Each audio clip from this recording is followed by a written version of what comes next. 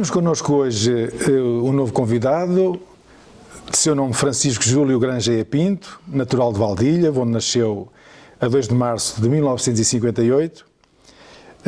É padre diocesano e pároco de Espinhel, Ois da Ribeira e Travassou e lecionou durante cerca de 21 anos na Escola Adolfo Portela, desde 1984 até 2005. Boa tarde, Padre Júlio. Olá, viva. É assim que é mais conhecido, por Padre Júlio Grangeia ou eu sou conhecido por todos os nomes, caramba, porque eu sou Francisco Júlio Grangeia Pinto. Em casa é Francisco e as pessoas de Val de Ilhavo, algumas só me conhecem por Francisco Júlio. Grangeia é os meus colegas da diocese, os padres, e Pinto são os meus colegas que andaram na escola primária. Portanto, estás a ver que, no fundo, mas é curioso, porque se chegarem lá, por exemplo, agora já talvez não, até fruto de outras circunstâncias, mas se chegarem lá à minha terra natal e disserem onde é que está o Grangeia, isto para eles é chinês, mas se disserem que é o Pinto, os meus colegas da escola só me conhecem por Pinto. É uma coisa curiosa, portanto, mas é isso, exatamente isso, é exatamente isso. Portanto, neste momento estou realmente em 3 paróquias. Foi já na altura em que eu era aqui professor, foi de facto sempre uma mais-valia estar na paróquia e levar para os alunos e depois pegar nos alunos e fazer a leitura que eles faziam das paróquias. Mas já não sei qual é a pergunta, pai. É isso mesmo, eu aliás ia introduzir assim muito brevemente, porque achei curioso, numa breve pesquisa que fiz, que em 2018 concedeu uma entrevista ao jornal Soberania do Povo, em fevereiro de 2018, por ocasião do seu 34º aniversário do sacerdócio. E quando lhe perguntaram quais teriam sido os momentos marcantes desses 34 anos, aqui em Terras de Águeda, o Padre Júlio respondeu que, entre muitos momentos marcantes, não poderia esquecer os 20 anos em que lecionou as aulas de educação moral e religiosa católica. E eu ia perguntar-lhe mesmo isso. Qual é que era a magia das suas aulas para que elas fossem tão concorridas, segundo a informação fidedigna que eu tenho? Foi muito marcante a minha presença, a minha passagem por esta escola em concreto. Eu estive um ano no ciclo, como se costuma dizer, na Fernando Caldeira, e depois desde 84, a altura em que me ordenei, até 2000, foi cá.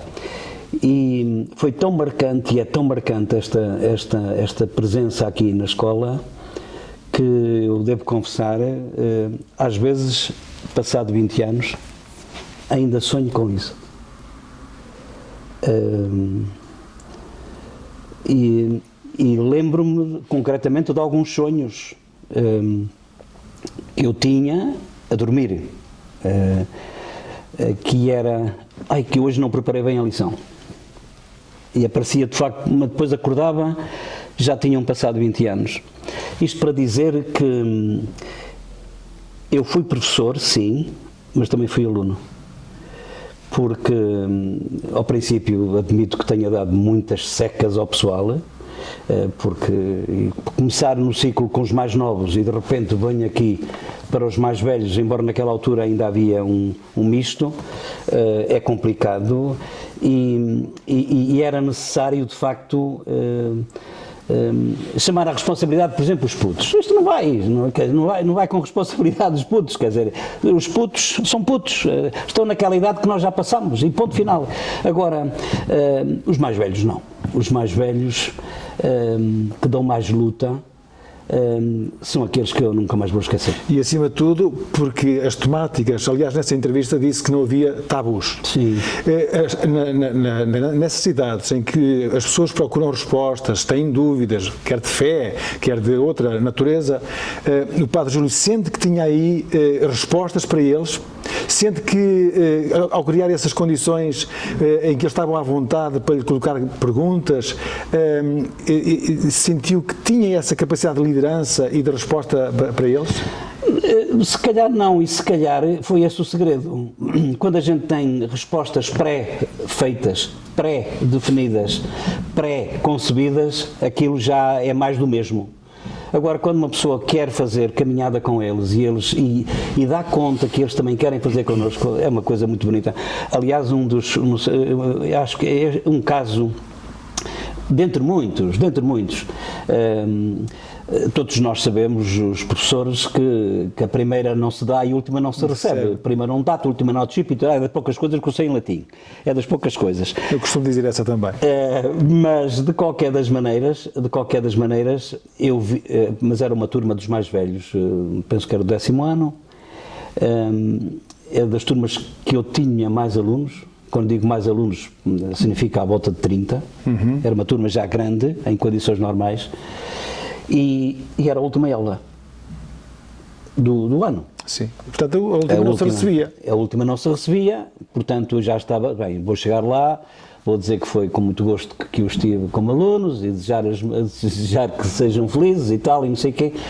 Quando eu começo com esta conversa e tal, e não sei, setor, então a gente, de facto, bem de propósito lá de baixo, lá do Bianchi, a gente bem de propósito aqui para a sua aula, e agora está-nos a mandar embora outra vez. E depois, isto foi interessantíssimo, porque me deu aso a entrar de facto de novo na questão. Até, mas, eu tratava-os assim muito deste jeito, e trato-os muito deste jeito. Mas, se for assim, mas eu não preparei nada, então o que é que se vai falar então agora assim e tal? Não me digam que vamos falar outra vez de sexo, eu assim de facto, porque já sei com quem lidava, e havia de facto uma grande abertura a esse respeito e tal. Então já falámos disto, dentro dessa problemática da sexualidade, já falámos disto e tudo mais, e não sei o quê. Professor, não falámos da masturbação. Ai, que nojo, dizia lá uma outra. Até que de facto, não me digas que é que nojo, porque se calhar, e depois são aquelas bocas que às vezes saem e a gente não queria que saíssem. Porque quando eu disse, não digas isso porque, a não ser que tenhas outras compensações. Foi a palavra mágica, porque ele começa a olhar para os colegas todos e tal, setor, olha, eu com os meus colegas estou à vontade e também consigo, também estou.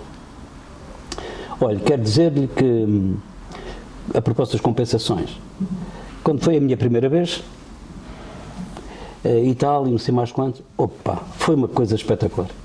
Porque geralmente nós falamos destas coisas, eu conheço alguém, foi um colega, foi um amigo. Quando alguém trata a questão por tu, não, aconteceu comigo a primeira vez e tal, então como é que foi, como é que não foi, gostaste, não gostaste, doeu, não doeu e tal, assim estes pormenores. Setor e tal, já quando foi comigo, outro. É que às vezes, de facto, não são estas questões que se possam despoletar, e eu aqui foi tipo sorte, não sei também, porque às vezes a gente faz, como é que eu ia dizer, às vezes nós programamos as coisas para sair de uma maneira e, fruto das circunstâncias, elas saem de outra e não surta aquele efeito que a gente deseja, mas foi de facto seguramente, tivemos até ao fim da aula. Ocupámos o intervalo da última aula daquela turma do 10º ano, que tinha uma disciplina facultativa, que tinham estado e que iam lá no café e que vieram de propósito. Isto é evidente que eu não queria estar a armar inconvencido, até porque parece mal, mas isto faz-nos convencer um pouco de que de facto é um privilégio ter alunos que são também professores e que confiam, e por isso é também uma grande responsabilidade daquilo que nós dizemos perante esta gente que é capaz de confiar, porque assim como confiam muito, se a desilusão também é muito, é uma chatice de todo tamanho. Vem para a escola em 84, como nós vimos, a escola abriu, ou tinha iniciado as suas funções em 1981. Sim.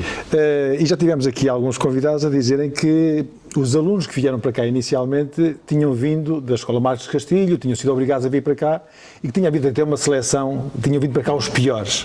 Que alunos é que encontrou em 1984 quando vem aqui para a escola? Ainda tem alguma ideia? Pô, Armão Loira, esse ano para mim foi muito. Eu estava a começar praticamente a dar aulas, não é? Exato. E tinha acabado, uma grande inexperiência. E tinha acabado de ser ordenado padre. E tinha não é? acabado de ser ordenado padre, tinha sido também já professor no ciclo preparatório, no Fernando Caldeira. E a experiência não foi nada boa. Não foi nada boa, porquê? Porque de facto às vezes a gente vai e tal, vamos fazer uma de democráticos, que os putos não dá. Não, tem que haver disciplina. Tem que haver disciplina, tem que haver educação. E portanto, e tal, lá estão vocês e tal, não vai com paninhos quentes. Não vai com paninhos quentes. Isto é com os mais velhos. É engraçado que eu não. E depois, para os outros, aqueles intermédios, as coisas também não foram decididamente os mais felizes da minha vida de professor. Depois, à medida que eu fui ganhando confiança com eles e eles comigo, as coisas mudaram de figura, seja por causa das pessoas que estavam aqui na direção da escola. Eu lembro-me quando entrei para cá, quem era? Era a Emília Palmira, penso eu, a professora sim. Emília Palmira. Sim, mas houve professores, diretores, como agora se diz, que foram muito marcantes. O Carreira, o professor Carreira, o Rez, o Helder, pessoas que também são meus amigos por acaso e se calhar sem ser por acaso. E foi aí, e também com eles, que eu fui aprendendo algumas coisas. E uma delas era precisamente como lidar com. E nesse aspecto, eu peço que ele não fique chateado, eu penso que não, com o Carreira, que um dia de facto, lá um dos putos tinha feito lá um disparate de todo tamanho, já nem sei precisar o que é que ele tinha feito, e ele então, mais do que lhe dar um sermão, como é que é o número do teu pai? E tal, não sei, lá deu o número do pai. Olha, vais dizer ao teu pai que aconteceu isto que aconteceu e que eu quero falar com ele. Quando ele, pois não sei qual foi a resposta. Agora o que eu sei é como é que perante aquilo que o Carreira dizia, a resposta que ele ia dando. Pois é que eu queria falar com o pai porque e eu assim, olha, cá está. A melhor forma é eles enfrentarem a realidade, assumirem os seus atos. É a melhor aprendizagem. É a melhor aprendizagem que eles podem fazer. Aliás, e nesse sentido, teve aqui à volta de 20 anos, 21 anos, se as nossas contas não estão erradas. Já contou aqui alguns casos, mas lembra-se de algum ou de alguns casos que sejam casos que tenha lembrado por terem assim alguma curiosidade, por serem casos engraçados, alguma história curiosa? É como digo, há muitos e alguns, todos eles sérios, que me chamavam a atenção. Eu tinha, engraçado, eu lembro-me de uma Susana, que eu não digo mais nada do que isto, que era filha única, e que todos os dias, dizia ela, num daqueles momentos em que eu suscitava a confidência, a apresentação, eu gastava muito tempo com a apresentação. Quem é que eu tenho à minha frente? Quem é este indivíduo? É fundamental, é fundamental. E então essa Susana, como era filha única, dizia ela, que em jeito de graça, mas não só, que todos os dias punha um bilhetinho na travesseira dos pais, quero humano, eu quero humano. Eu achei isto tão fofo como agora se costuma dizer.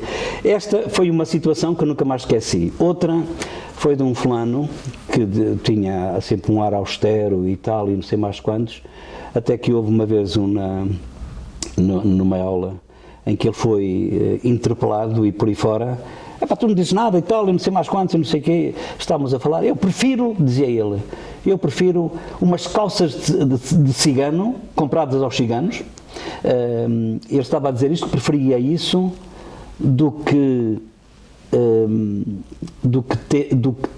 não ter aquilo que ele não tinha, o pai. Lembro mais o quê? Opa, não gosto. Não me, agora, sinceramente, não estava à espera assim de uma pergunta dessas assim um bocado, mas vamos lá ver. Lembro estas coisas mais sérias de alguém, vou usar a mesma pedagogia, que podia ser a Soraya, mas que não é assim que se chama, e que desconfiava que a mãe era infeliz por causa do pai andar por aí mal encaminhado, em que ela se meteu dentro como é que se chama, a mala. Sim, dentro da mala do carro, a bagageira. Para saber onde é que o carro tinha parado, onde é que o pai tinha ido. Estas coisas depois, obviamente, eram exploradas, como é evidente. Exploradas até no sentido, como é que eu ia dizer, não para culpar o pai só, mas para saber os motivos porque o pai fazia isto.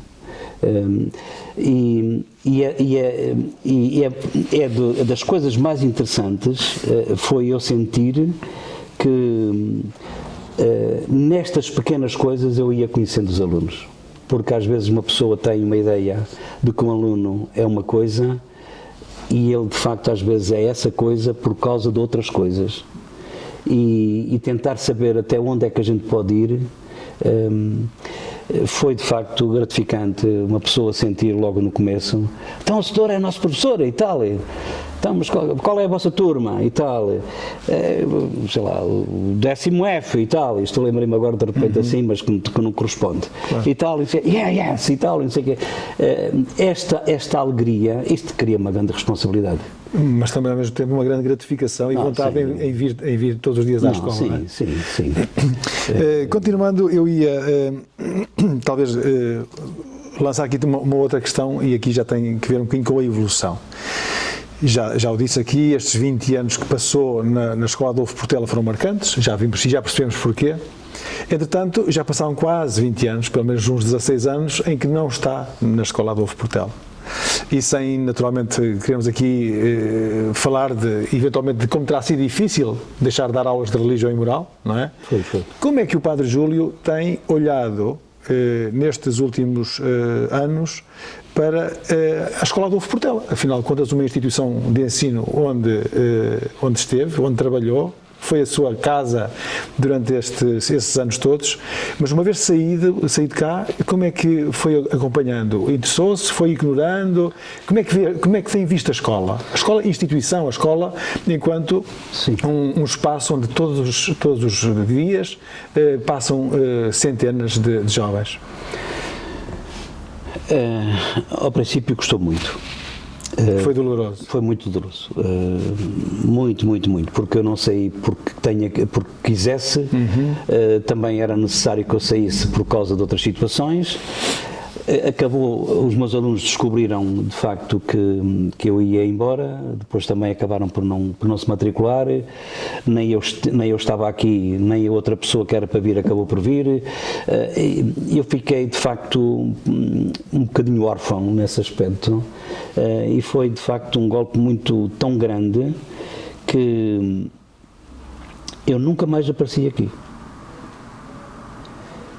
E não apareci aqui não foi porque tivesse, como é que eu ia dizer, traumatizado, não é isso. Tinha medo das lágrimas me virem aos olhos. Sim. Porque quem não vem não é lembrado, e se viesse ia abrir mais a ferida. Mais a ferida, exatamente. Que se tinha aberto com a saída. E portanto durante uns anos foi assim. O que não invalida que eu não procurasse também seguir um pouquinho até pela comunicação social, os jornais, alguma coisa. E depois também, vamos lá ver, eu também, apesar de ser de professor, eu não era só professor, também era padre, não é? Claro. E portanto também tinha alunos que me davam de facto feedback das coisas e por aí fora. E por isso, como digo, eu acho que hoje é muito complicado ser professor.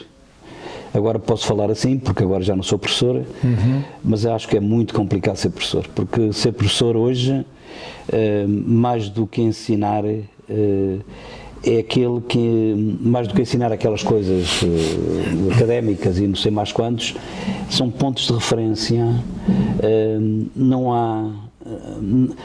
As pessoas julgam os professores menos bem, pensam que eles têm a solução para tudo, quando a solução também tem que vir de casa. E de facto, ainda hoje, quando vinha para aqui, para esta conversa, encontrei 2 colegas desse tempo que ainda estão aqui, e diziam eles, estavam um bocadinho desanimados precisamente com a não colaboração da parte da família nesta situação, e por isso, como digo, hoje ser professor não é para qualquer um, não. De facto, é verdade. Não é para qualquer um. Eu penso que tem que ser alguém com espírito de missão.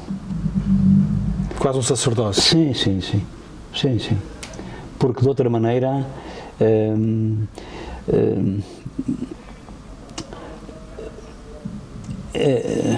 como é que eu ia dizer isto?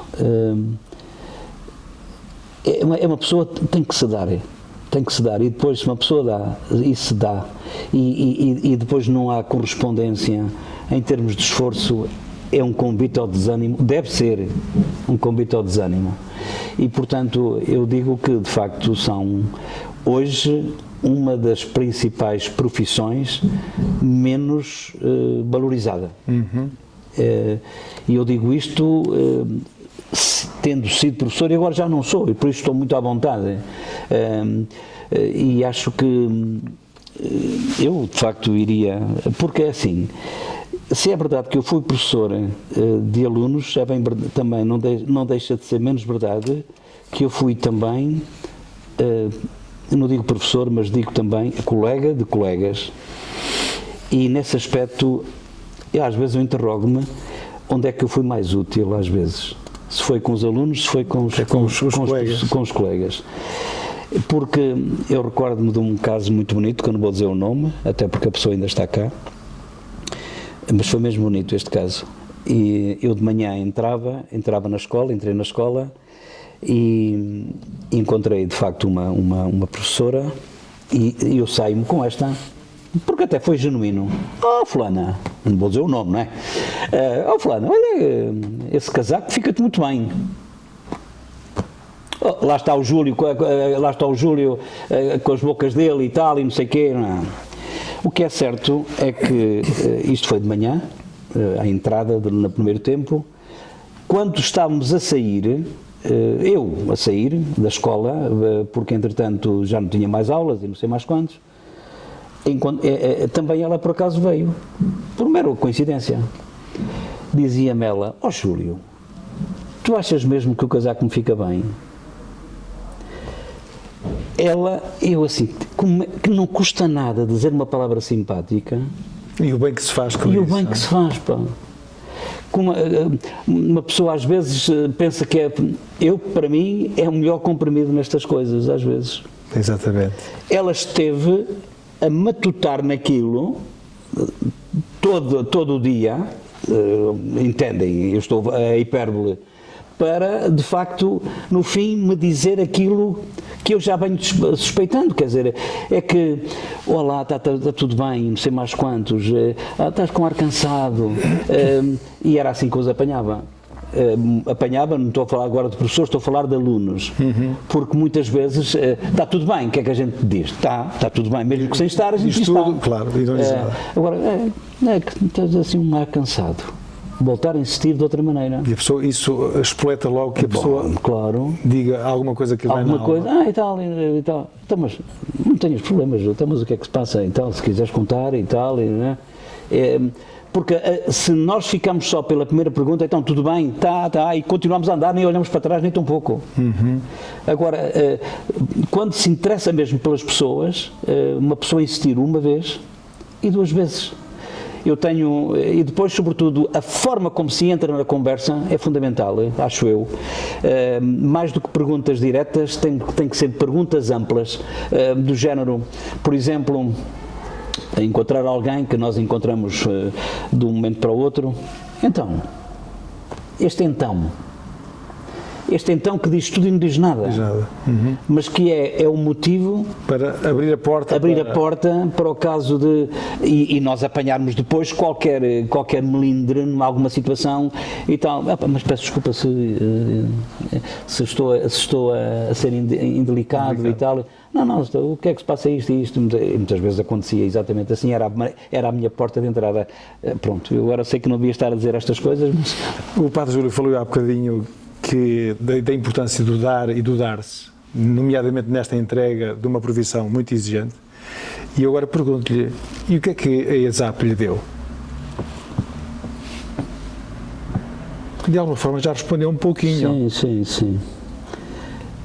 Mas eu estou imaginando agora que o jovem padre, como opção de entrega...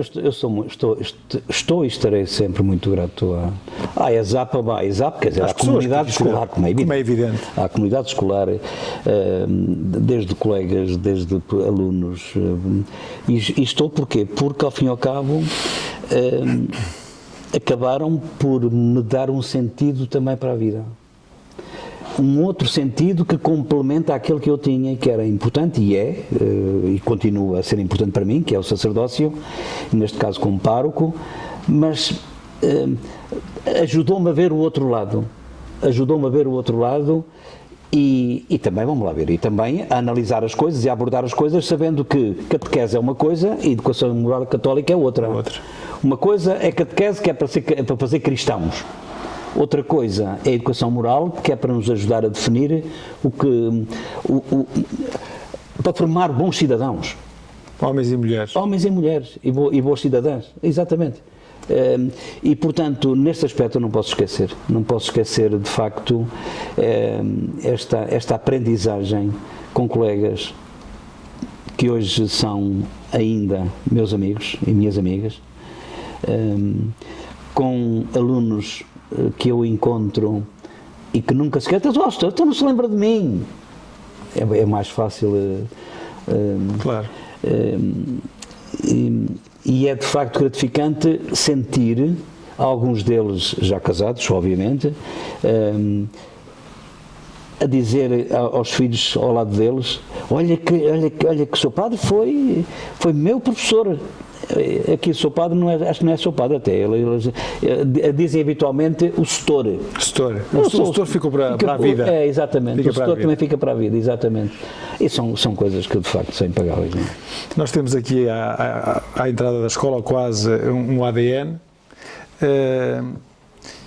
e eu estava aqui a pensar que o Padre Júlio quase acompanhou os primeiros 20 anos da Escola Adolfo Portela, que agora faz 40.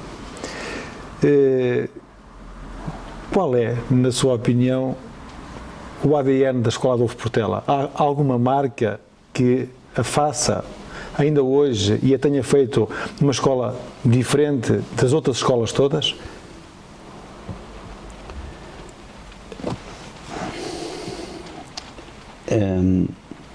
Eu penso que o segredo também desse ADN está no dar-se, está nos clubes que se formaram, está nas quartas, que agora acho que é às sextas-feiras, de vez em quando, que aqui se faz o que se faz para quem quer só e apesar de tudo continua a oferecer-se. O ADN desta escola está, de facto, nestas pessoas que, depois de irem para os conselhos de turma, para as avaliações e por aí fora, arranjam tempo para jantar ou para almoçar, para conviver, e depois marcam logo, de facto, um outro encontro para... É provável que isto também seja nas outras, mas é de certeza absoluta que são estas, eu diria, pormenores, não, os pormaiores, são estes pormenores que fazem com que esta escola seja um marco, e a prova disso é que alguns, depois de sair daqui, voltam cá. Eu não voltei por motivos que há pouco falava, de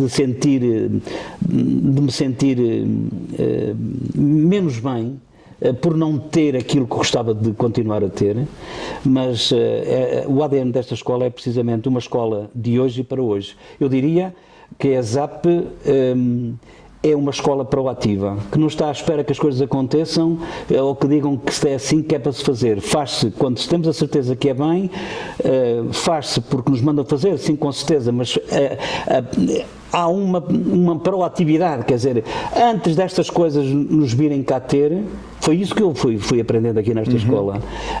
As pessoas antecipavam-se. Portanto, e depois há esta comunhão, apesar de tudo, que acho que é muito bonita, esta interação entre professores, funcionários, alunos. Isto, afinal de contas, é uma casa odierna dos dias de hoje para os dias de hoje, para formar cidadãos para os dias da manhã. E falou aí, de facto, nos vários elementos da comunidade. A nossa conversa tem que ser assim breve para não cansar demasiado, embora não esteja a ser muito agradável. E eu ia lhe pedir... mas eu quero dizer uma coisa. Força. Deve ter sido a entrevista que mais me custou. Mais me custou no sentido de não ter saído aquilo que eu queria que saísse. Está muito nervoso. E até me admiro, porque de facto, em condições normais, já não é a primeira vez que faço estas coisas. Isto, se calhar, só para dizer o quê? Para dizer que é um assunto que mexe consigo. Mexe comigo. Isto é caso para dizer que a ESAP mexe consigo. Mexe comigo e, sobretudo, os meus... Eu tenho alunas, eu tenho uma aluna que no Natal me enviou, não foi este ano, foi há uns poucos Natais anos, atrás, me enviou um postal escrito à mão, em que hoje já não se recebe estas coisas, não é? Mas ela em que dizia para o meu setor e tal, e não sei mais quantos, a eterna gratidão da sua eterna aluna, alguém que também já é por acaso professora. É de uma pessoa ficamos sem palavras. Ficamos sem palavras e por isso é que, de facto, eu sei o que é que eles me podem perguntar, e não sei mais quantos, porque afinal de contas sou professor de Educação Moral Católica e por aí fora, e não sei o quê, mas estas coisas mudaram. Correu muito mal. Eu posso mesmo dizer isto assim, que é assim, se fosse possível mudar tudo de novo, eu apreciava, porque realmente correu de facto muito mal.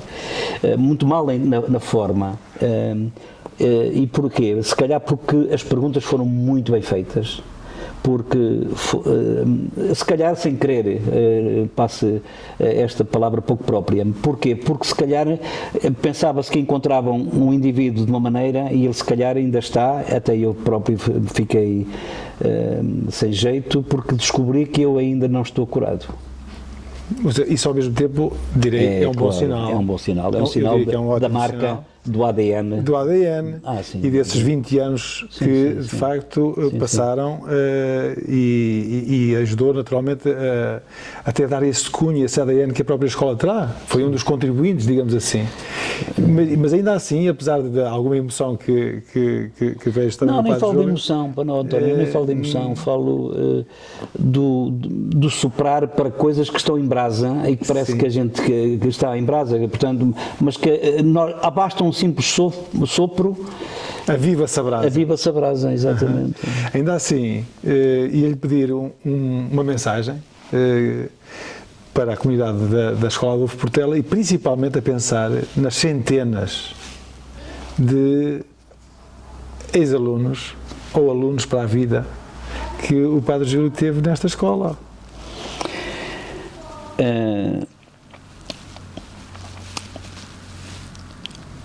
Olhem, é só para dizer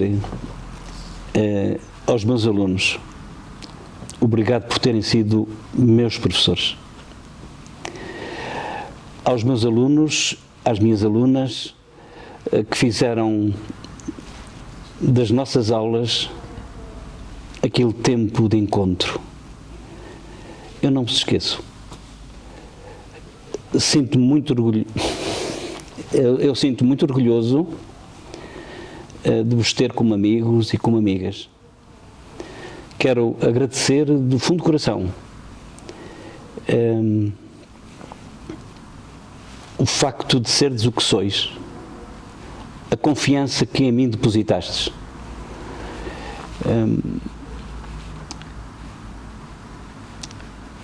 A escola, sem vocês, para mim, não seria aquilo que ela foi. Um obrigado do fundo do coração. E desculpem se o setor Júlio se já não é aquilo que vocês tinham no vosso coração. E isto para os alunos, para os professores, eles sabem, os colegas, os amigos que eu fiz aqui nesta casa, e também para os funcionários, uma palavra de simpatia pelas vezes em que nos encontramos, pelas vezes em que a gente também conversou sobre coisas que não se dizem aqui. Obrigado. Nós é que agradecemos ao Padre Júlio por simpaticamente ter aceitado o nosso convite. Foi um gosto poder contar com um testemunho de alguém que viveu inteiramente o espírito de uma escola que nasceu há 40 anos e que seguramente muito contribuiu para fazer daquilo que a Escola Adolfo Portela é hoje e para aquilo que a Escola Adolfo Portela tem na sua missão, que é formar pessoas, formar homens e formar mulheres. E por isso, muito obrigado, Padre Júlio. E fazer escola. E fazer escola, sim. Fazer escola para a vida. Muito obrigado. Obrigado eu.